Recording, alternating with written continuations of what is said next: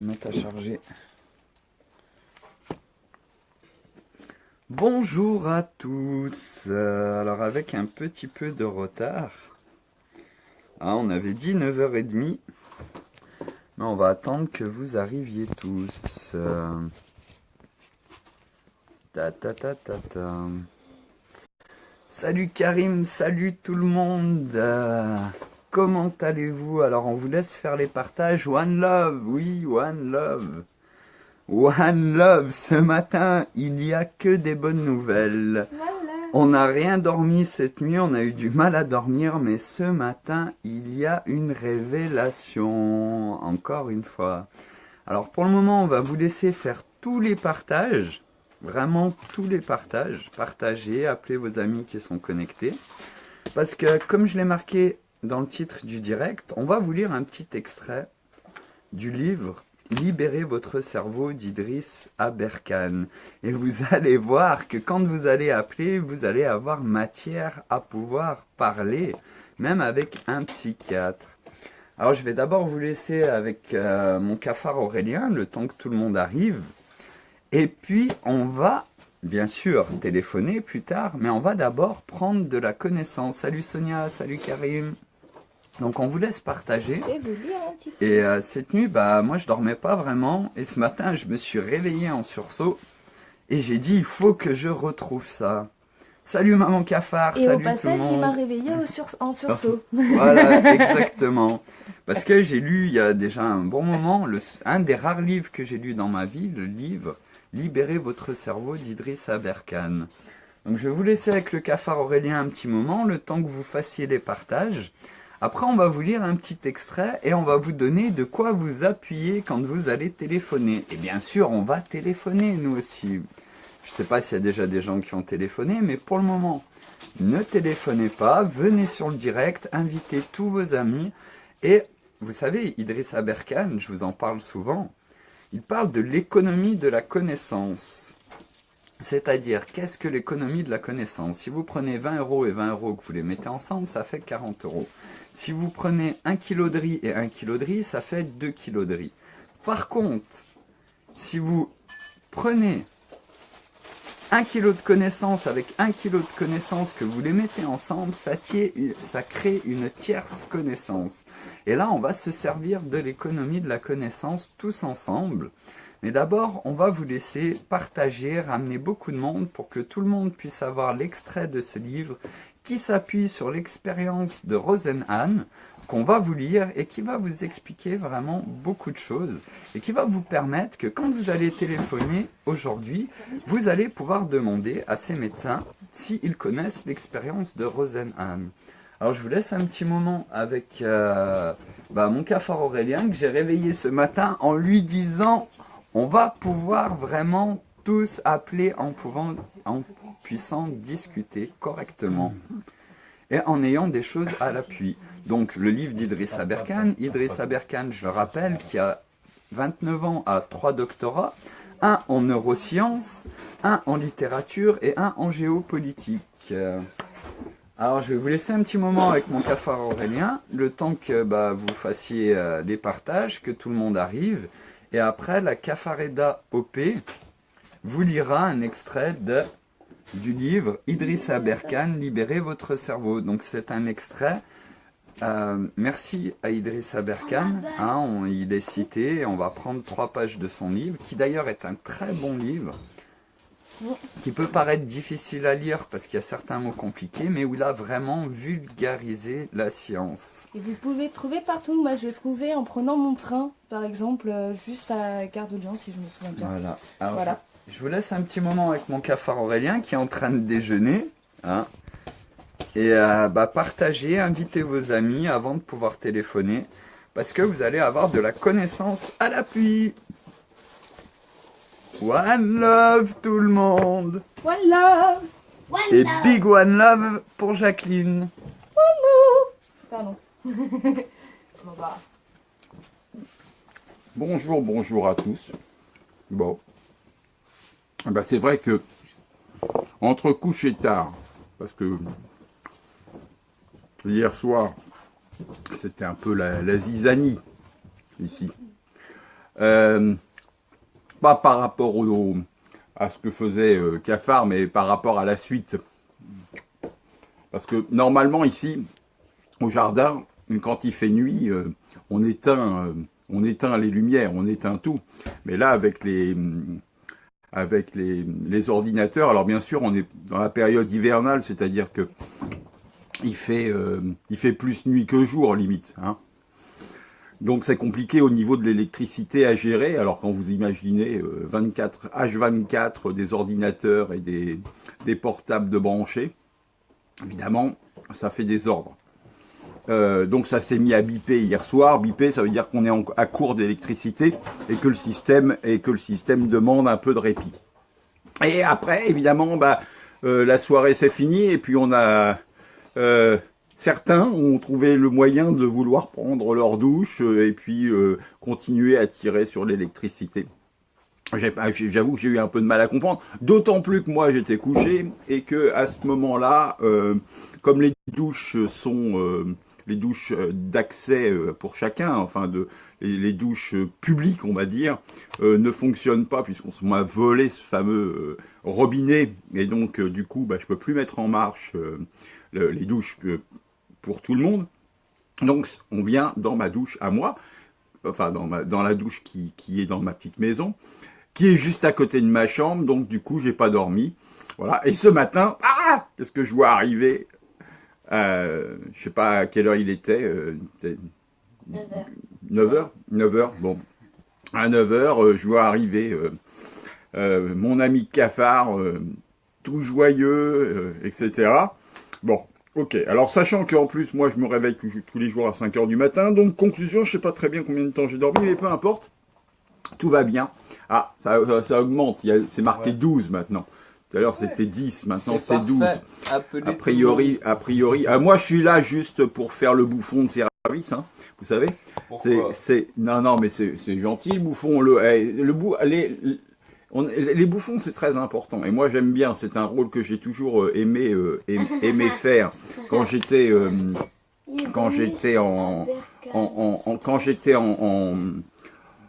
en université, en classe. On m'appelait souvent le bouffon. Moi, c'est un rôle qui me plaît beaucoup. Alors donc, là, par contre, ça a baissé d'un seul coup. 9. Bon, c'est reparti. C'est que les gens partagent. C'est que les gens partagent, voilà. Alors donc. Moi, ce que je peux vous dire simplement, c'est que le jardin du lâcher-prise tient bien sa place avec son nom de jardin du lâcher-prise, parce que quand on dit, comme je dis souvent, lâcher-prise, c'est pas ne rien faire. Lâcher-prise, c'est pas oublier les choses, c'est pas dire non, ça n'existe pas, non, je fais rien. Non, c'est pas ça, lâcher-prise. Lâcher-prise, c'est être conscient. Ah, salut Mireille. Être conscient de ce qu'il y a, mon côté royaliste, oui, ça c'est pour le bouffon, j'ai compris. Ce qui est important quand on lâche prise, c'est justement de rester déterminé, c'est-à-dire de rester dans la notion du calme, de la sérénité et de la détermination. Et la détermination, c'est d'agir. Et alors après, vous avez plusieurs façons d'agir. Il y a la façon qui est de rester dedans à fond, etc. Puis après, vous avez d'autres cas qui sont peut-être plus mon côté, dans l'analyse et la recherche de renseignements, de trouver d'autres pistes. Et toutes les pistes cumulées font qu'il y a une notion d'un côté de lâcher prise, c'est-à-dire de ne pas prendre les choses pour soi, mais par contre d'être actif dans le fait d'agir pour la cause ou pour les choses qu'on a à faire. Alors, je mets mes lunettes, je les enlève parce que je veux lire en même temps, c'est pour ça. Salut Sylvain. Donc voilà, c'est quelque chose d'important que d'être conscient de ça. Souvent on dit moi je lâche prise, ça y est, c'est fini, je m'en occupe plus. Ah non, mais ça c'est pas lâcher prise, ça c'est se déresponsabiliser, c'est tout sauf lâcher prise en fait. Parce que sinon c'est trop facile. Hein. On dit non, mais moi ça y est, j'ai lâché prise, ça me regarde plus. Ah non, mais c'est pas lâcher prise ça. Ça c'est du je m'en foutisme, c'est ne pas prendre ses responsabilités. Donc c'est là où en fait l'équilibre du lâcher-prise, de rester dans l'action, la détermination, sans prendre trop les choses à cœur, sans se laisser envahir par la problématique. Voilà, c'est tout ça qui fait que en fait on va arriver au but. Voilà. Si on reste sur la notion je lâche prise, c'est-à-dire je m'en fous, alors rien ne se passe. Rien ne se passe et du coup ça peut même devenir catastrophique. Donc voilà. Donc c'est tout cet équilibre qui est difficile dans le lâcher prise. Hein. Donc rester en conscience avec qui l'on est, rester en conscience avec ce que l'on fait, rester en conscience avec ce que l'on a à faire pour arriver à quelque chose, mais que l'on ne va pas vouloir comme réalité, c'est-à-dire ne pas avoir de volonté d'exigence à la fin. C'est-à-dire que ça sera ce que ça sera. Il n'y a pas de notion de résultat. Et ça, c'est important. Tout ça, vous voyez, le lâcher-prise, c'est tout ça cumulé. Alors, évidemment, faut rester dans un équilibre. Ben, oui, mais l'équilibre n'existe pas. Parce que, Karim, quand tu marches, tu mets un pied gauche, mais entre le moment où tu passes du pied gauche au pied droit, tu perds l'équilibre. Et quand tu repasses de l'autre pied, c'est pareil, tu repères l'équilibre. Donc, tu vois, c'est ça la difficulté. C'est rester, c'est passer à autre chose. Non, c'est pas forcément passer à autre chose, Rudy. Parce que si tu passes à autre chose, alors tu lâches la détermination de ce que tu as. Donc c'est ça la difficulté, c'est que il n'y a pas de vérité sur une phrase toute donnée sur le lâcher prise. La seule, moi, que j'ai trouvée, c'est calme, serein, déterminé. Alors, avec calme, serein, déterminé, alors tu as l'ensemble. Tu as le calme corporel, la sérénité mentale et la détermination qui est l'action. En tout cas, voilà, moi j'en suis là. Je dis pas que j'ai raison, hein, attention. Hein, voilà, je vais pas même pas mettre de nom. Je suis que ce que je suis, c'est-à-dire rien sur ce monde. Et l'important, c'est de rester, pour moi, dans ce calme, cette sérénité et dans le. Pouvez-vous redire le titre du livre? Alors, le titre du livre, c'est Libérez votre cerveau d'Idriss Aberkan. Il est marqué dans le titre de la vidéo. Dans le titre de la vidéo, il y a le livre d'Idriss Aberkan. Le titre est justement l'extrait, les pages pour ceux qui ont en possession ce livre. Alors, vous pourrez le relire. Si vous voulez, c'est de page 200. Là, on va vous lire la page 250 à 253. Et ce que je voulais dire par rapport au lâcher-prise, c'est que vraiment, le lâcher-prise, il est important pour pouvoir prendre du recul et reprendre son analyse en rajoutant les connaissances que nous avons eues. C'est-à-dire que l'économie de la connaissance, c'est le fait que deux connaissances mises ensemble créent une tierce connaissance. C'est à l'envers. Oui, le livre, ah bah oui. C'est normal. Oui, sauf si on retire. Mais attends, on va faire un petit truc. C'est que je vais vous le mettre à l'endroit, le livre. Hein. Voilà, hop, comme ça vous pouvez voir. Idriss Aberkan, Libérez votre cerveau, avec un joli One Love de la Cafareda AOP, avec, hop. Et là, on n'est pas là pour faire la publicité du livre d'Idriss Aberkan, mais bien pour justement parler de la mise en commun de deux connaissances qui créent une tierce connaissance. Et comme j'expliquais au début, là aujourd'hui on va téléphoner, nous on va appeler en direct.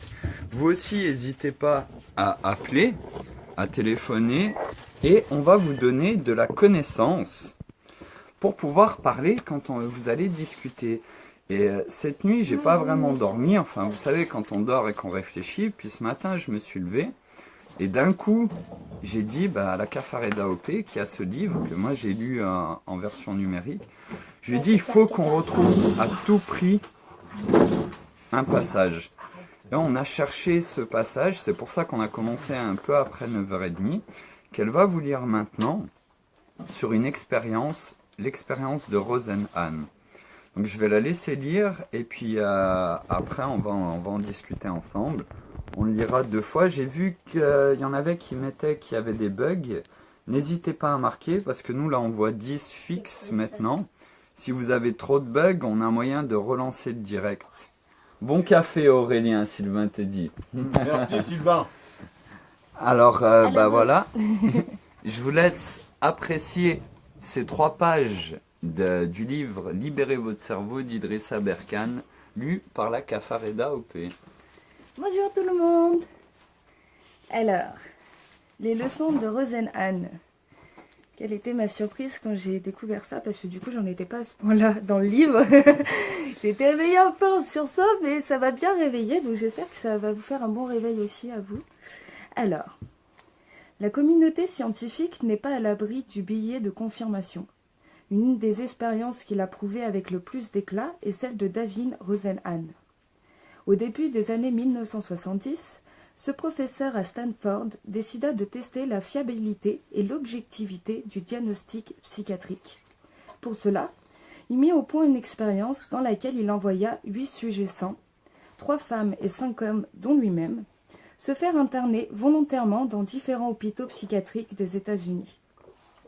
C'était aussi bien des institutions rurales mal financées que des établissements universitaires réputés. Il y avait même une clinique privée considérée comme excellente. Là-bas, les sujets devaient feindre des symptômes d'hallucination auditive typiques du diagnostic de schizophrénie. Aussitôt internés, ils devaient se comporter à nouveau normalement, en expliquant qu'ils se sentaient mieux et n'avaient plus d'hallucinations.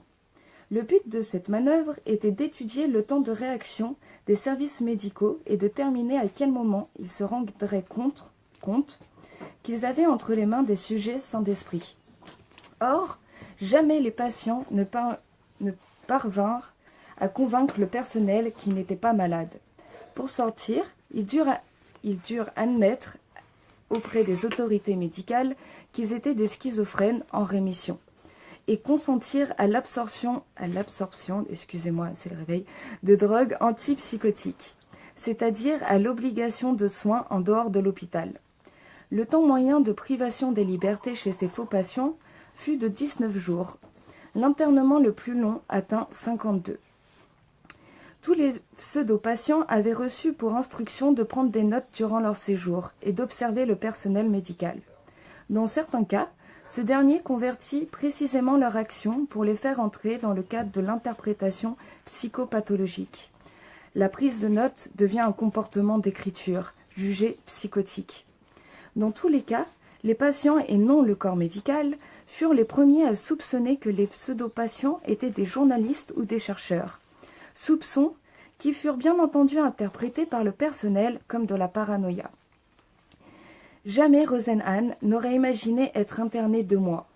La seule façon pour moi de quitter l'hôpital était de confirmer ce que me disaient les médecins. J'étais fou, mais en rémission. Il put observer en particulier la déshumanisation monstrueuse que subissaient les patients autour de lui, traités comme des objets, régulièrement fouillés, envahis dans leur vie privée, parfois observés aux toilettes, ou bien mentionnés en leur présence dans des conversations du personnel soignant. Au lieu d'y voir simplement le désir naturel de se nourrir, un médecin décrivit à ses étudiants le comportement de patients qui attendaient d'être servis à la cafétéria, comme un symptôme d'acquisition orale. Avant cela, un tas de billets de confirmation en psychiatrie avaient été répertoriés. En 1968, le professeur de l'université d'Oklahoma, Maurice Temerlin, avait invité 2 groupes de psychiatres à se prononcer sur le comportement d'un homme. Il s'agissait en fait d'un acteur, dont le rôle était de se comporter normalement. Temerlin, je sais pas trop comment ça se dit, fit intervenir 2 groupes. Au premier, on dit que l'homme était un cas très intéressant parce qu'il semblait névrotique, mais était en réalité plutôt psychotique. Le second groupe, de contrôle, ne reçut aucune influence. Après observation du patient, 60% du premier groupe établit qu'il était psychotique, en général schizophrène, contre 0 pour le groupe de contrôle. En 1988, Brian Powell et Martin Loring travaillèrent sur un échantillon plus large encore. 290 psychiatres contre 25 pour l'expérience de Temelin. À ces 290 praticiens, ils donnèrent pour analyse le transcrit de l'entretien d'un patient. Dans la moitié des cas, le patient était décrit comme noir, dans l'autre moitié comme blanc. L'expérience permit de conclure que le personnel médical semblait associer la violence, le caractère suspect et la dangerosité aux patients noirs, même quand l'étude de cas était la même que celle d'un patient blanc. Face aux critiques d'un hôpital dont le personnel affirma péremptoirement que jamais les erreurs médicales observées dans le cas des pseudo-patients ne pourraient avoir lieu dans ces murs, Rosenhan voulut complémenter sa première expérience. Il prétendit cette fois infiltrer quelques nouveaux acteurs sur une période de 3 mois. Le personnel de l'hôpital, cette fois, était dans la boucle et devait déterminer lesquels des nouveaux entrants il suspectait de faire partie de l'expérience. Sur 193 patients, 41 furent considérés comme des imposteurs convaincus, 42 comme suspects. En réalité, Rosenhan n'avait envoyé absolument personne. La société est bien contradictoire. Quand des États encouragent sur un champ de bataille des comportements qui ailleurs seraient considérés comme psychopathologiques, ils soumettent à traitement psychiatrique dans la société civile des manifestations aussi saines que la liberté d'expression. La psychiatrisation des dissidents est une marque de fabrique des régimes totalitaires.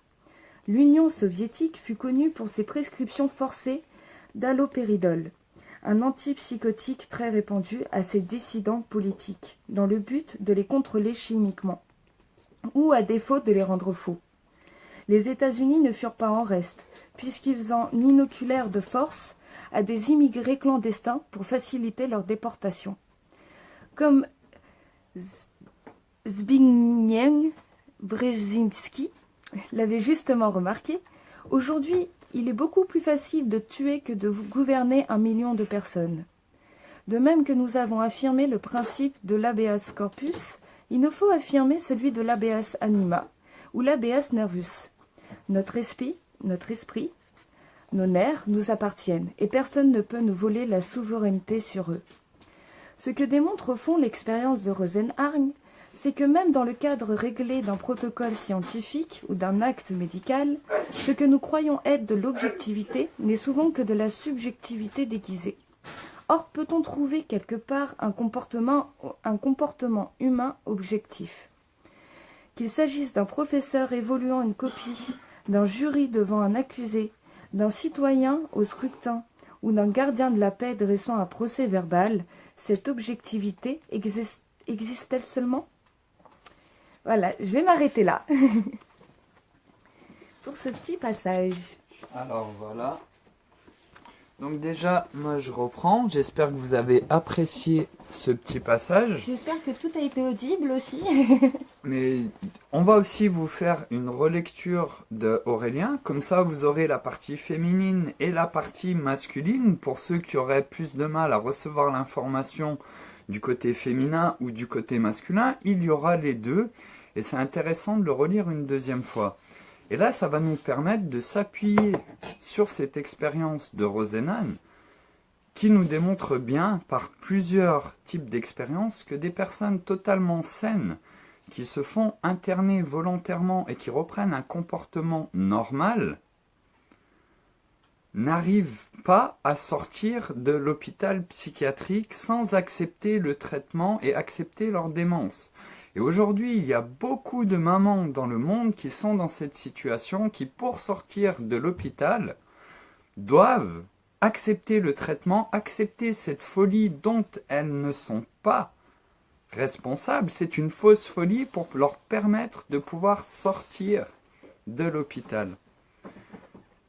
Et qu'est-ce que ça engendre? C'est que oui, ces mamans-là peuvent sortir de l'hôpital, mais elles n'arrivent pas à récupérer leurs enfants parce que bien sûr elles ont admis une démence qu'elles n'ont pas.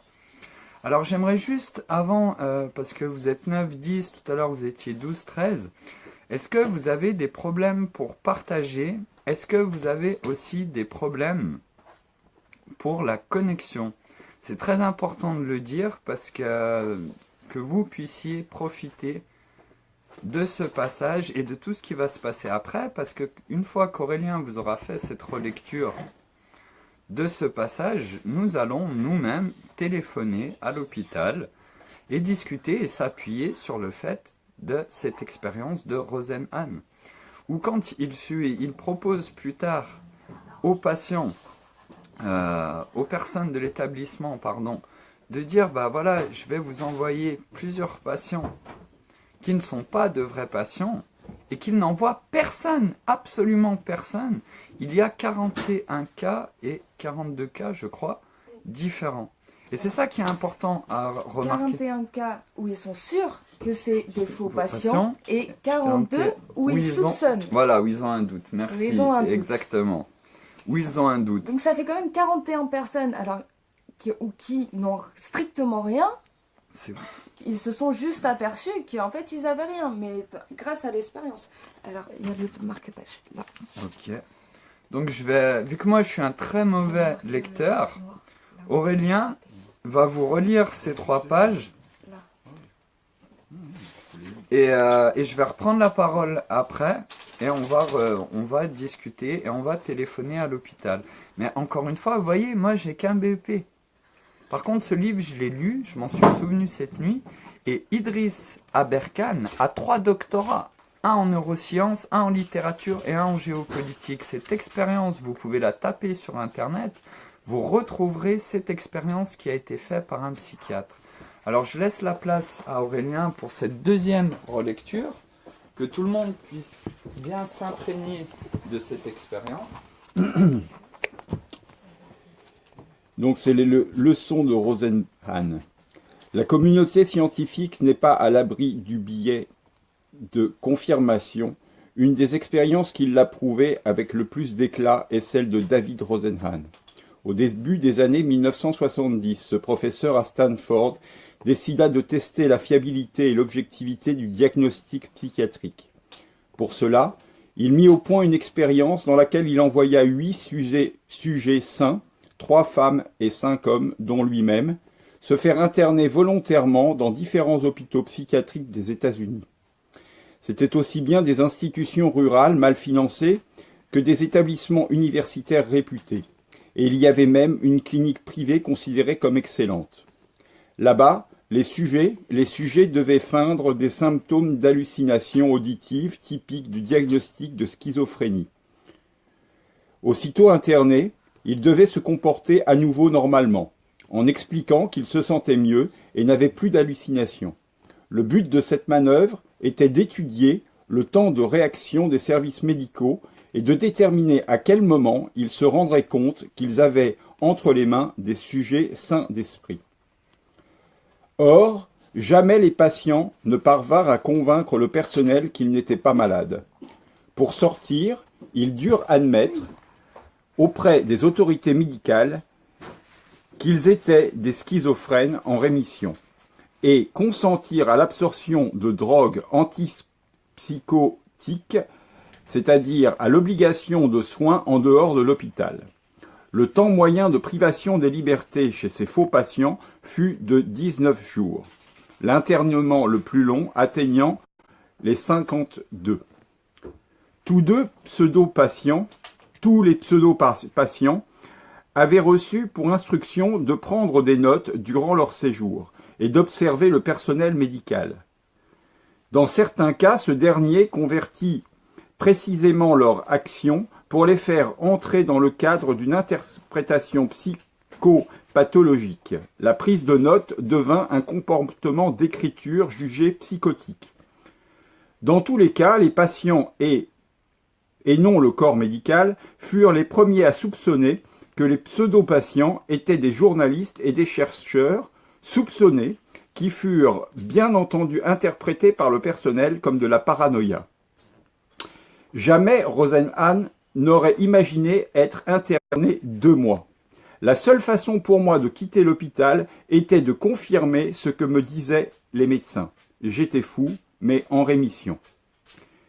Il put observer en particulier la déshumanisation monstrueuse que subissaient les patients autour de lui, traités comme des objets, régulièrement fouillés, envahis dans leur vie privée, parfois observés aux toilettes ou bien mentionnés en leur présence dans des conversations du personnel soignant. Au lieu d'y voir simplement le désir naturel de se nourrir, un médecin décrivit à ses étudiants le comportement de patients qui attendaient d'être servis à la cafétéria comme un symptôme d'acquisition orale. Avant cela, un cas de biais de confirmation en psychiatrie avait déjà été répertorié en 1968. Le professeur de l'université d'Oklahoma, Maurice Termerlin, avait invité 2 groupes de psychiatres à se prononcer sur le comportement d'un homme. Il s'agissait en fait d'un acteur dont le rôle était de se comporter normalement. Termerlin fit intervenir 2 groupes. Au premier, on dit que l'homme était un cas très intéressant parce qu'il semblait névrotique, mais était en réalité plutôt psychotique. Le second groupe de contrôle ne reçut aucune influence. Après observation du patient, 60% du premier groupe établit qu'il n'était psychotique, en général schizophrène, contre 0 pour le groupe de contrôle. En 1988, Brian Powell et Marty Loring travaillèrent sur un échantillon plus large encore, 290 psychiatres contre 25 pour l'expérience de Termerlin. À ces 290 praticiens, ils donnèrent pour analyse le transcrit de l'entretien d'un patient. Dans la moitié des cas, le patient était décrit comme noir, dans l'autre moitié comme blanc. L'expérience permit de conclure que le personnel médical semblait associer la violence, le caractère suspect et la dangerosité aux patients noirs, même dans l'étude de cas, la même que celle d'un patient blanc. Face aux critiques d'un hôpital dont le personnel affirma péremptoirement que jamais les erreurs médicales observées dans le cas des pseudo-patients ne pourraient avoir lieu dans ces murs, Rosenhan voulut compléter sa première expérience. Il prétendit cette fois infiltrer quelques nouveaux acteurs sur une période de 3 mois. Le personnel de l'hôpital, cette fois, était dans la boucle et devait déterminer lesquels des nouveaux entrants il suspectait de faire partie de l'expérience. Sur 193 patients, 41 furent considérés comme des imposteurs convaincus et 42 comme suspects. En réalité, Rosenhan n'avait envoyé absolument personne. La société est bien contradictoire quand des États encouragent sur un champ de bataille des comportements qui ailleurs seraient considérés comme schizopathologiques et soumettent à traitement psychiatrique. Dans la société civile, des manifestations aussi saines que la liberté d'expression. La psychiatrisation des dissidents est une marque de fabrique des régimes totalitaires. L'Union soviétique fut connue pour ses prescriptions forcées d'allopéridol, un antipsychotique très répandu, à ces dissidents politiques dans le but de les contrôler chimiquement ou à défaut de les rendre fous. Les États-Unis ne furent pas en reste, puisqu'ils en inoculèrent de force à des immigrés clandestins pour faciliter leur déportation. Ah, le voilà le fameux nom. Comme Zbigniew Brzezinski l'avait justement remarqué, aujourd'hui, il est beaucoup plus facile de tuer que de gouverner 1 million de personnes. De même que nous avons affirmé le principe de l'habeas corpus, il nous faut affirmer celui de l'habeas anima, ou l'habeas nervus. Notre esprit, nos nerfs nous appartiennent, et personne ne peut nous voler la souveraineté sur eux. Ce que démontre au fond l'expérience de Rosenhan, c'est que même dans le cadre réglé d'un protocole scientifique ou d'un acte médical, ce que nous croyons être de l'objectivité n'est souvent que la subjectivité déguisée. Or, peut-on trouver quelque part un comportement humain objectif? Qu'il s'agisse d'un professeur évaluant une copie, d'un jury devant un accusé, d'un citoyen au scrutin ou d'un gardien de la paix dressant un procès verbal, cette objectivité existe-t-elle seulement? Voilà. Donc, Idriss Aberkane, Libérez votre cerveau, aux éditions Robert Laffont. Je répète simplement ça. Les leçons de Rosenhan, de la page 250 à la moitié de la page 253. Je trouve que c'est très intéressant de lire ce passage. Eh bien, depuis que le cafard est à la maison, bon, moi j'apprends beaucoup de choses, je vous l'ai dit déjà, mais j'ai découvert ce livre et j'ai commencé à le lire. Bon, je ne l'ai pas tout le temps, donc j'ai pas pu continuer. Mais le peu que j'ai pu trouver est vraiment passionnant. Et du coup, je continue quand j'ai l'occasion de le lire, à le lire et à regarder ce qu'il y a. Bon, j'avoue que je fais pas que ça. J'ai aussi cherché d'autres informations. Bon, voilà, pour diverses raisons que je tairais ici. Voilà, je vous laisse avec Cafard.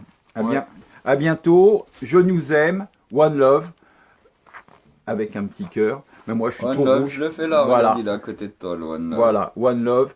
Et vraiment, restons unis. Je suis convaincu depuis ma naissance que l'amour est la seule réponse à toutes les infamies et tout ce qu'on peut trouver partout. Voilà.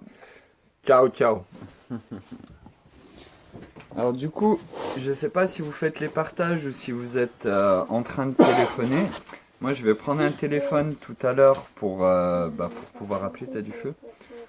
Pour pouvoir téléphoner. Et si on a donné ce passage, si on s'est permis de vous lire ce passage, c'est justement pour qu'on puisse avoir de la connaissance en appui pour pouvoir parler et s'exprimer. Et vraiment, ce qui est intéressant, en tout cas dans ce passage, c'est de comprendre que tout est induit. C'est-à-dire qu'aujourd'hui, quand on vous présente quelqu'un qu'on va dire qu'il est violent, ou par exemple, vous voyez, hein, on me le dit souvent, Cafard, il faut pas. Il faut pas, c'est pas bon, t'es un fumeur de pétard. Ben voilà, aujourd'hui, on peut me dire par rapport à fumer un joint que c'est pas bien, mais qu'est-ce qu'il en est derrière? Quelles sont les choses qui sortent? Quelles sont les idées? Et quelles sont les constructions, la connaissance, l'économie de la connaissance expliquée par Idriss Aberkane, pas dans ce livre, mais dans ses conférences? C'est le fait de mettre deux connaissances ensemble qui crée une tierce connaissance. Et là, les deux connaissances qui sont ensemble, qui sont rassemblées pour créer une tierce connaissance, c'est l'expérience de Rosenhan, mais qui nous amène à comprendre aujourd'hui que beaucoup de mamans qui ont été internées abusivement, lorsqu'elles ont voulu sortir de l'hôpital, elles ont suivi souvent par conseil, et qui est un très bon conseil, parce qu'on le voit très bien que même un psychologue qui rentre dans un hôpital, il a duré les 52 jours, c'est M. Rosenhan. Les autres, au bout de 19 jours, ont accepté le traitement, ont accepté de dire qu'ils étaient déments pour pouvoir sortir. Lui, il a attendu 51 jours, il ne s'est rien passé, il a toujours été considéré comme un patient normal, déviant mentalement. Et c'est ça qu'il faut retenir dans cet extrait, dans ce passage, c'est qu'aujourd'hui, une maman qui veut sortir de l'hôpital doit agir en acceptant le diagnostic de psychiatre. Et il y a d'autres expériences, on pourra faire un transfert de connaissances, mais qui emploie exactement le même phénomène. Il y a une expérience qui a été faite avec des vignerons, à qui on a donné du vin blanc, avec un colorant qui ne changeait absolument pas le goût du vin blanc, mais qui donnait une couleur rouge ou rosée. Et toutes les personnes qui ont vu, tous les... comment on dit? C'est pas les vignerons, les œnologues, non? J'ai pas le mot, si vous pouvez le marquer en... ceux qui testent le vin. Ah, J'ai perdu le nom. Eh ben alors toi Bon, les personnes qui testent le vin, ils ont pris Google et d'autres le font, mais pas forcément pour notre bien. Tout à fait. Et si vous voulez, ils ont fait ce test, ils ont fait tester à des personnes le vin. Et là, du vin blanc qui avait juste un colorant, ils ont trouvé des vins rouges ou des vins rosés, comme la couleur du vin. Comme une autre expérience avec le vin, où ils ont mis des étiquettes sur le vin, et ils ont mis de la piquette dans des étiquettes de vin. Sommelier, merci Bénédicte. Ah, voilà. On le retrouvait pas, personne ne le retrouvait. Merci à toi Bénédicte. Ils ont fait ça avec des sommeliers. Et ils ont aussi fait de mettre des étiquettes de vin et leur demander quel était le type de vin. Ils ont reconnu certains vins, certains ils les ont décelés, mais d'autres ils ont reconnu le vin par rapport à l'étiquette. Si, c'est sommelier Bénédicte, tout à fait, c'est ça. Et ouais, j'ai perdu ce nom. Donc, voilà pourquoi ce passage, et on peut comprendre aujourd'hui que des mamans qui arrivent à sortir d'un hôpital psychiatrique n'arrivent pas à récupérer leur enfant tout simplement parce qu'elles ont admis ce diagnostic. C'est dur à entendre, accepter d'être ce qu'on n'est pas. Tout à fait, Sylvain. Donc, on va commencer, je vais commencer moi-même par appeler l'hôpital. Je ne sais pas si vous avez un téléphone. Tu Ouais, peux voir avec Aurélien. Est-ce que vous avez des problèmes avec le direct pour vous connecter? Parce que nous, en fait, on voit 8 personnes en direct depuis un bon moment, donc je ne sais pas combien vous voyez, mais on a souvent des problèmes avec les directs, parce que bien sûr, ça ne plaît pas. Ça ne plaît vraiment pas. Bah, pour venir, j'ai pas beaucoup de batterie, mais ça ira. T'as combien de batterie? Et là, c'est pour ça qu'aujourd'hui, ce qu'on a entamé hier et ce qu'on va continuer toute la journée, encore un Big One Love et une big dédicace à Laure qui n'a pas internet, qui avait fait par le biais de Hervé, hein, Big One Love à toi, qui avait fait son Liberty Challenge, qui avait participé. J'ai 25%. Toi ça passe. Salut Marie-Titine. T'as combien? 25%. Ah bah c'est bon, c'est largement bon. 06, 43. Donc du coup le numéro 01 96. 43 96 62 10. Je sais pas pourquoi c'est tout le temps 06. Mhm. Voilà, Moi, je suis j'appelle. prévenu quand t'es en direct et là pas, sinon rien d'anormal. Ok, merci Bénédicte. Bienvenue aux hôpitaux de Saint-Maurice. Nous nous efforçons d'écourter votre attente et nous vous remercions de bien vouloir patienter. Notre établissement public de santé est spécialisé en soins de suite et réadaptation. Paul Pariance, bonjour. Oui, bonjour madame, est-ce que je pourrais parler à madame Kresic Jacqueline, s'il vous plaît? Ne quittez pas. Merci.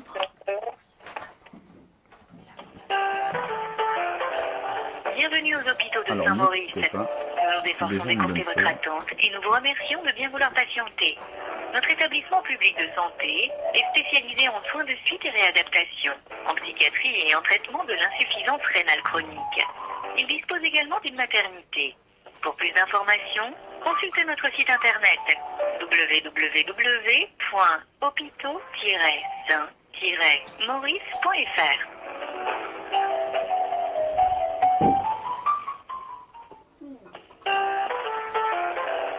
Bienvenue aux hôpitaux de Saint-Maurice. Nous nous efforçons d'écourter votre attente et nous vous remercions de bien vouloir patienter. Notre établissement public de santé est spécialisé en soins de suite. Allô? Oui, bonjour Jacqueline. Ah non, là vous êtes en relation avec l'infirmière qui est dans le service où elle est hospitalisée. Oui, bonjour madame. J'aimerais pouvoir parler à Jacqueline ou savoir à partir de quand nous pourrions lui rendre visite, s'il vous plaît. Alors, pour le moment, au niveau médical, il a été supprimé les appels téléphoniques pour cette patiente, ainsi que les visites. Donc, il faudra reprendre contact dans les jours d'après. Donc, quelle en est la raison, s'il vous plaît? Alors, la raison, je ne peux pas vous la dire, puisque comme tout personnel médical, je suis tenue au secret professionnel. Donc, je ne peux pas vous dire les raisons qui sont médicales. Alors, très bien, je comprends bien votre situation. J'aimerais savoir si on pourrait parler au docteur Cavier ou Cabier, je ne sais plus, on m'a dit hier. Voilà, qui est la chef de service. Tout donc, à fait. Effectivement, elle n'est pas disponible aux appels comme ça impromptus, mais je lui signalerai que vous souhaitez vous entretenir avec elle. Donc, ce que je vais faire, c'est prendre vos coordonnées et éventuellement lui transmettre. Vous avez le numéro qui s'est affiché? Non, moi je n'ai pas les numéros qui s'affichent. Ok, c'est quoi ton Alors numéro de attendez, je téléphone? prends un stylo déjà. Hein?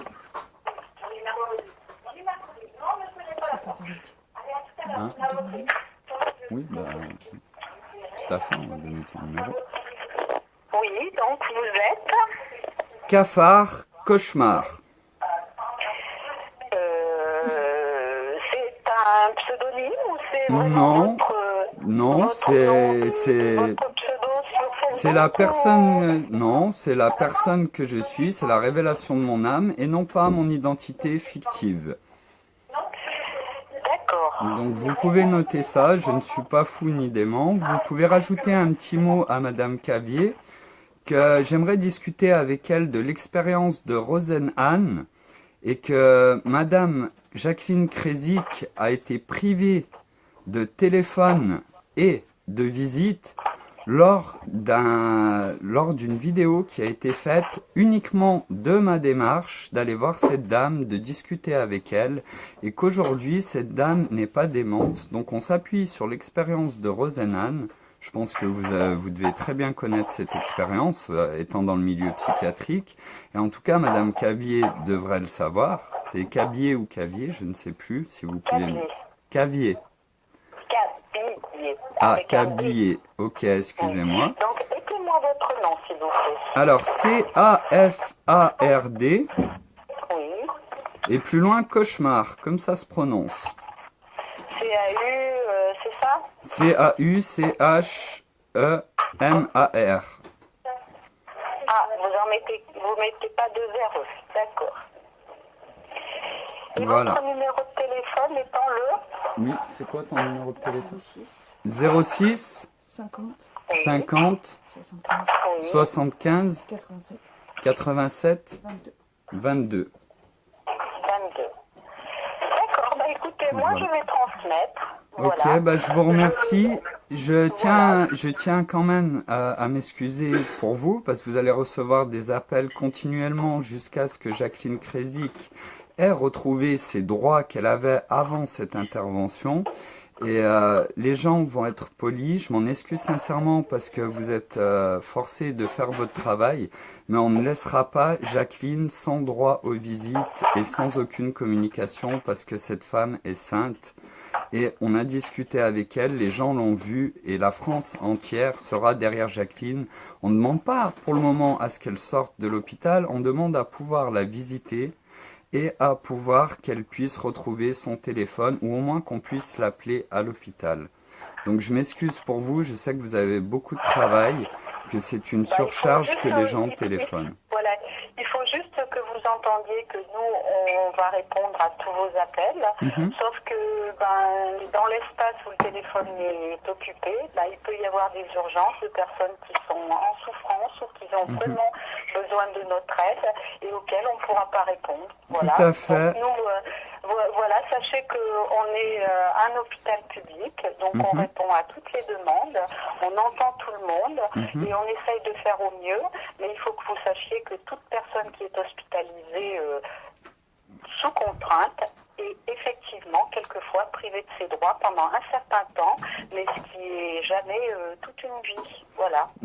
Je comprends bien, madame, et comme je vous dis, je suis conscient, nous sommes tous conscients, les gens qui téléphonent, mais justement, il y a une grave injustice par rapport à Jacqueline Kresic, et je ne sais pas si vous connaissez... Pensez qu'elle est actuellement dans un programme de soins, voilà, c'est tout, et que la loi actuellement... Connaissez-vous l'expérience de nous Rosenhan? autorise, enfin, en tout cas les médecins, à faire en sorte que certaines personnes soient quelquefois, pendant un temps déterminé, éloignées des appels téléphoniques et des visites. Tout à fait. C'est jamais contre les personnes. Je comprends bien, madame, et je vous invite, si vous n'avez pas pris connaissance de l'expérience de Rosenhan, de vous renseigner, de regarder. C'est un psychiatre qui a été interné avec plusieurs personnes volontairement et qui a dû qui a dû accepter le fait qu'il était dément pour pouvoir sortir de l'hôpital après 51 jours. plus d'autres Oui, mais expériences qui ont été faites. Voilà, juste que en règle générale, il n'y a pas qu'un médecin qui juge, donc voilà. Tout à c'est fait, juste mais ce vous que êtes consciente voilà. aussi qu'il y a des pressions et des manipulations qui peuvent être faites, et je pense sincèrement que si vous avez rencontré Jacqueline et si vous avez discuté avec elle, comme personnellement je l'ai déjà fait, vous vous êtes très bien rendu compte que Jacqueline n'est pas démente. Vous savez, moi je ne mets jamais de diagnostic comme ça derrière des personnes. Tout à fait, suis je là vous pour comprends. pour les aider, voilà, pour Je vous qu'elles comprends, ressortent madame. très rapidement. Voilà. Et je vous comprends. Nous aussi, on est là pour ça. Puis je m'excuse encore auprès de vous et de vos collègues pour tous les appels qui vont pleuvoir jusqu'à ce que Jacqueline retrouve ses droits-là. Et voilà, nous avons été menacés. Nous avons été menacés, madame, hier d'être internés. Nous avons été menacés, madame, hier d'être internés. Toutes les personnes qui téléphonent par une personne qui a répondu au téléphone, c'est une menace de nous interner. Nous sommes tous prêts, nous Français et nous personnes qui téléphonons, à se faire interner si l'on nous prend pour dément de vouloir communiquer avec Jacqueline. Donc je vous souhaite quand même... Sachez quand même que les hospitalisations ne se font pas d'un hôpital. On est bien d'accord, mais c'est quand même les mots qui sont sortis lors d'un appel téléphonique qui sans doute devait être de l'agacement, on peut très bien le comprendre. Et je vous souhaite quand même une merveilleuse journée. Et dans le cas où vous voyez Jacqueline, si vous pouvez lui faire passer un message, vous pouvez lui dire que toute la famille One Love est là et que nous n'arrêterons pas tant qu'elle n'aura pas récupéré ses droits, qu'on l'aime tous. Et je vous souhaite une merveilleuse journée, madame. Je lui transmettrai votre appel. Merci beaucoup, madame. Voilà. Merci beaucoup. Merveilleuse journée à vous. Au revoir, monsieur. Au revoir. Mais du coup, t'as dit qu'à faire cauchemar, c'est mon numéro. Si je suis pas avec toi comme ça. J'ai mis ton numéro. Écoute, si elle rappelle, tu donneras le numéro de Hervé qui sera avec moi. Tu veux pas donner le tien, c'est ça? Et celui-là, si je suis en direct, vaut mieux que j'ai un autre numéro de téléphone. Mais si on te rappelle, tu donnes le numéro du Cafard Cauchemar, donc tu donneras le numéro d'Hervé. Comme ça, si on est en direct, Madame Cabier pardon, parce que maintenant on sait c'est Madame Cabier, pourra venir nous téléphoner. Donc je vous invite tous, et vous voyez comment j'ai téléphoné, donc à parler de ça, à faire passer un message de One Love à Jacqueline, parce qu'il faut bien comprendre que l'infirmière qui s'occupe d'elle, elle l'a dit, je pense qu'elle est totalement sincère, elle va lui faire passer le message que nous sommes là et que nous n'arrêterons pas de téléphoner jusqu'à ce que Jacqueline ait récupéré ses droits. Et qu'on n'enferme pas quelqu'un comme ça. Mais j'ai une surprise pour toi parce qu'on a fait la lecture d'un passage justement sur lequel on peut s'appuyer maintenant. Donc voilà, je vous remercie à tous pour tous vos appels. Et puis continuez. Si vous pouvez enregistrer les communications et les poster, surtout soyez courtois. Parce que ces personnes-là, non, je vais leur faire un peu mal aux oreilles. Je vais apprendre, comme toute connaissance, il faut les développer. Ah, tu préfères le relire toi? Bon, alors la Cafareda OP va vous relire ce passage. Et on attend tous vos enregistrements. Vous n'êtes pas obligé de vous filmer. Enregistrez, postez-les sur Facebook. Soyez surtout courtois avec ces pauvres infirmières qui n'ont pas le choix, qui doivent respecter ce qui vient de dessus et qui, au fond d'elles, je pense que vous l'avez entendu quand cette dame a parlé, qu'elle, indirectement, je pense, nous remercie d'être là pour Jacqueline, malgré le fait que leur standard va être surchargé, qu'elles vont devoir répondre calmement. Donc voilà, ils se sont servis des travaux de Pinel pour Médoc et pour intelligence artificielle, renseignez-vous. Mais tout à fait, et c'est encore ce qu'on dit, c'est qu'aujourd'hui il y a des mamans qui arrivent à sortir, comme j'ai eu beaucoup de coups de téléphone, de contact avec des personnes qui travaillent en asile psychiatrique, qui nous ont dit il faut qu'elle accepte le traitement, qu'elle accepte sa démence pour pouvoir sortir et après elle va pouvoir combattre. Mais on n'est pas dans le combat. La One Love Family, on n'est pas dans le combat. Par contre, on est là pour tous nos frères et sœurs One Love, comme Jacqueline l'aime, malgré toutes ces injustices qu'elle subit constamment, en gardant son calme. Donc ce direct sera pas bien plus long, on va relire ce passage. Peut-être que Hervé, en l'entendant, aura envie de faire un petit One Love à Jacqueline et puis de parler, parce qu'il va le découvrir comme vous maintenant. Donc c'est un passage, c'est marqué dans le titre de la vidéo, extrait du livre Libérez votre cerveau de Idriss Aberkane que j'avais lu il y a un moment.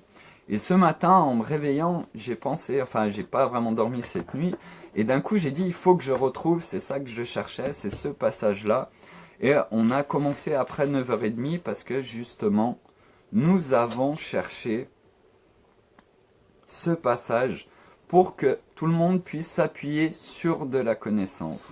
Alors je vous laisse la Caffarée d'AOP qui va vous relire ces 3 petites pages. Et moi je vous dis One Love Jacqueline, nous sommes tous là et nous n'arrêterons pas tant qu'on ne pourra pas te rendre visite.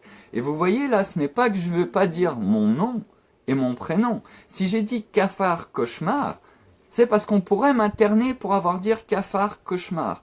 Mais je l'ai déjà expliqué dans une vidéo, cafard cauchemar, c'est pourquoi, c'est parce que je suis fiché non pas S mais C. Pourquoi? Le pire cauchemar de ceux qui ne veulent pas voir la fin de tous foutoirs. Voilà.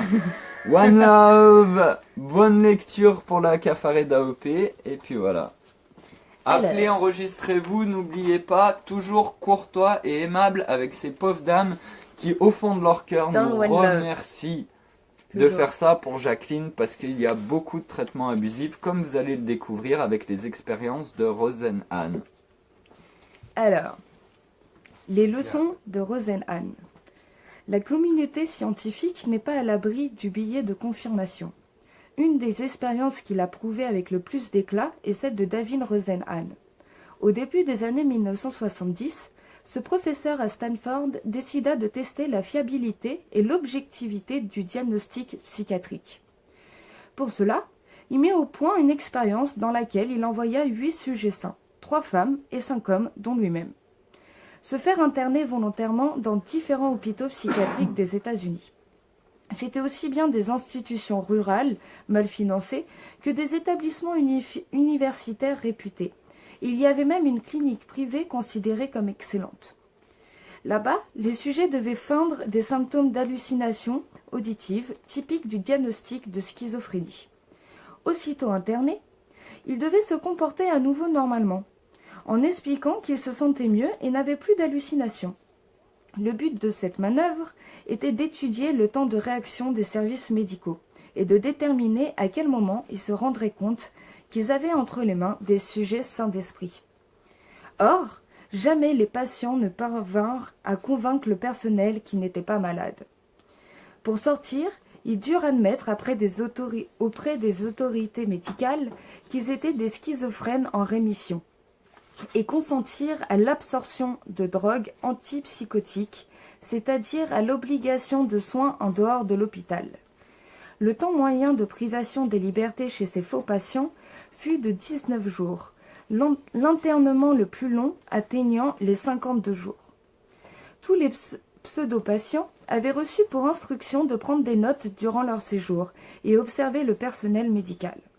Dans certains cas, ce dernier convertit précisément leur action pour les faire entrer dans le cadre d'une interprétation psychopathologique.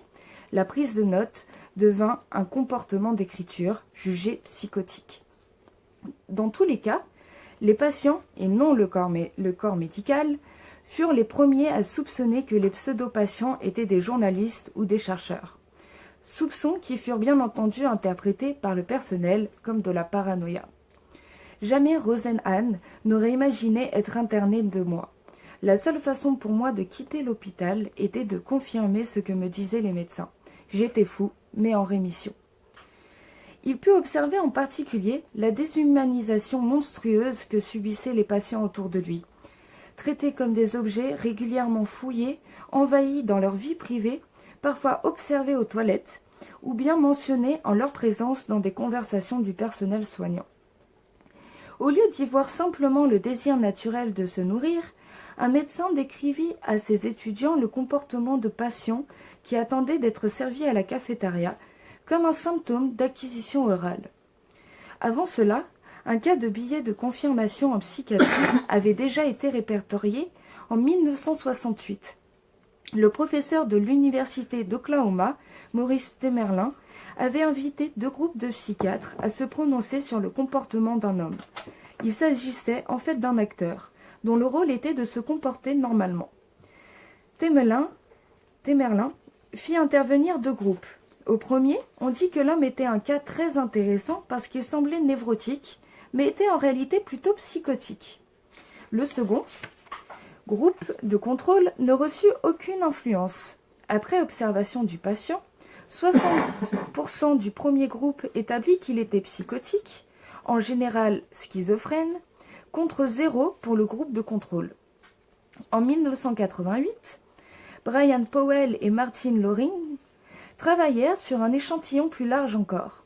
290 psychiatres contre 25 pour l'expérience de Temerlin. À ces 290 praticiens, ils donnèrent pour analyse le transcrit de l'entretien d'un patient. Pour la moitié des cas, le patient était décrit comme noir, dans l'autre moitié, comme blanc. L'expérience permit de conclure que le personnel médical semblait associer la violence et le caractère suspect à la dangerosité aux patients noirs, même quand l'étude de cas était la même que celle d'un patient blanc. Face aux critiques d'un hôpital dont le personnel affirma péremptoirement que jamais les erreurs médicales observées dans le cas des pseudo-patients ne pourraient avoir lieu dans ces murs, Rosenhan voulut complémenter sa première expérience. Il prétendit cette fois infiltrer quelques nouveaux acteurs sur une période de 3 mois. Le personnel de l'hôpital, cette fois, était dans la boucle et devait déterminer lesquels des nouveaux entrants il suspectait de faire partie de l'expérience. Sur 193 patients, 41 furent considérés comme des imposteurs convaincus. Et 42 comme suspects. En réalité, Rosenhan n'avait envoyé absolument personne. La société est bien contradictoire. Quand des États encouragent sur un champ de bataille des comportements qui, ailleurs, seraient considérés comme psychopathologiques et soumettent à traitement psychiatrique dans la société civile des manifestations aussi saines que la liberté d'expression, la psychiatrisation des dissidents est une marque de fabrique des régimes totalitaires. L'Union soviétique fut connue pour ses prescriptions forcées d'allopéridol, un antipsychotique très répandu, à ses dissidents politiques dans le but de les contrôler chimiquement ou, à défaut, de les rendre fous. Les États-Unis ne furent pas en reste, puisqu'ils en inoculèrent de force à des immigrés clandestins pour faciliter leur déportation. Comme Zbigniew Brzezinski l'avait justement remarqué, aujourd'hui, il est beaucoup plus facile de tuer que de gouverner 1 million de personnes. De même que nous avons affirmé le principe de l'habeas corpus, il nous faut affirmer celui de l'habeas anima ou l'habeas nervus. Notre esprit, nos nerfs nous appartiennent et personne ne peut nous voler la souveraineté sur eux. Ce que démontre au fond l'expérience de Rosenhan, c'est que même dans le cadre réglé d'un protocole scientifique ou d'un acte médical, ce que nous croyons être de l'objectivité n'est souvent que de la subjectivité déguisée. Or, peut-on trouver quelque part un comportement humain objectif ? Qu'il s'agisse d'un professeur évoluant une copie, d'un jury devant un accusé, d'un citoyen au scrutin ou d'un gardien de la paix dressant un procès verbal, cette objectivité existe-t-elle seulement ? Voilà, je m'arrête là sur cette question, je vous laisse méditer là-dessus. Petit mot de la fin, Cafard ? Oui. Alors voilà, One Love déjà, Ouais, One déjà, Love Jacqueline. One Love Jacqueline, One Love Jacqueline. Ah, tu veux faire un One Love à Jacqueline ? Va bien faire un One Love à Jacqueline. One Love du Cafard Matisse pour Jacqueline. Voilà. On est tous là avec Jacqueline. J'espère sincèrement que ça vous a plu, que ça vous a donné de la connaissance pour pouvoir appeler. Encore une fois, quand vous téléphonez, soyez polis. Vous avez l'exemple dans la vidéo et on entend que cette infirmière, ça lui a fait du bien. Parce qu'on a parlé avec... Il y a beaucoup de gens qui nous ont contactés, qui sont en milieu psychiatrique, et qui nous ont dit la même chose. Pour qu'elle puisse sortir, il faut arrêter tout ça. J'irai ton commentaire tout de suite après, Christou.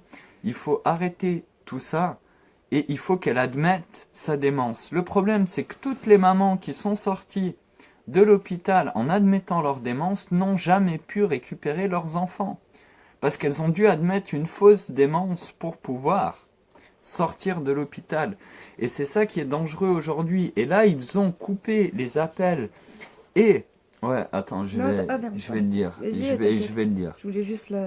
Ouais, je vais lire le commentaire de Christou. Tu me fais une petite place, une demi-fesse. Voilà. On se met tous ensemble, la famille One Love. Et toutes ces mamans ont dû admettre le fait qu'elles étaient démentes. Comme un psychiatre qui est rentré dans l'hôpital et qui a mis plus de 51 jours avant de devoir l'admettre pour pouvoir sortir. Et là, aujourd'hui, c'est où nous en sommes, là, maintenant. Nous sommes, bien sûr, en train de regarder des experts psychiatres pour qu'ils puissent faire une contre-analyse. Mais en même temps, on en a parlé avant, les marionnettistes, ceux qui sont tout là-haut perchés, ils ont des pouvoirs de pression qui ne peuvent pas être l'argent, mais qui peuvent être la carrière de la personne, ou qui peut être, surtout, encore plus important, les pressions sur sa famille ou sur son entourage. Donc là, quand je me suis présenté, j'ai bien dit cafard cauchemar, le pire cauchemar de ceux qui ne veulent pas avoir la fin de tout ce foutoir. Et nous voulons tous, aujourd'hui, que Jacqueline puisse récupérer ses droits, et bien sûr qu'elle puisse sortir après. Mais pour le moment, l'important, c'est de demander que nous puissions l'avoir au téléphone, et surtout que nous puissions lui rendre visite. Et s'ils veulent nous interner comme ils l'ont dit avant, qu'ils internent toute la famille One Love, tous ensemble, il n'y a pas de problème. Voilà, One Love, regardez, One Love. Alors je vais lire le commentaire de Christou. J'y arrive pas. Alors, voilà. Les psys sont des cons et un de mes potes s'est trouvé enfermé 2 mois. Il pétait les plombs. Mais on était conscient. Les médocs lui faisaient énormément de mal. Il a fait semblant d'aller mieux pour sortir en allant tout le temps dans leur sens. Et enfin, il a pu rentrer chez lui. Donc voilà, c'est tout à fait vrai, mais il faut bien remettre les choses en ordre. C'est que les médecins ne sont pas tous des cons, les psychiatres ne sont pas tous des cons. Il y a des personnes qui ont vraiment besoin d'un soutien médical. Par contre, un soutien médical ne veut pas dire forcément absorber des neuroleptiques pour mettre une camisole chimique. Et c'est là aujourd'hui où dans tous les domaines qu'il y a eu jusqu'à maintenant, dans chaque domaine qui sont concernés, il y a des déviances dues à notre éducation. Comme dans l'alimentation, le fait... Attends Mathis. Comme dans l'alimentation, le fait que tous les médecins n'aient que 2 heures de cours sur la nutrition. C'est la même chose et qu'ils se réfèrent à ce qui leur est donné par l'État. Et ce qui est fait par l'État, c'est quoi? C'est décrit, tout ce qui est décrit par l'État, c'est fait par l'industrie alimentaire de la viande et des laitages. Donc voilà pourquoi on en arrive ici aujourd'hui. Et les médecins qui sont engagés dans la médecine sont sincères de base.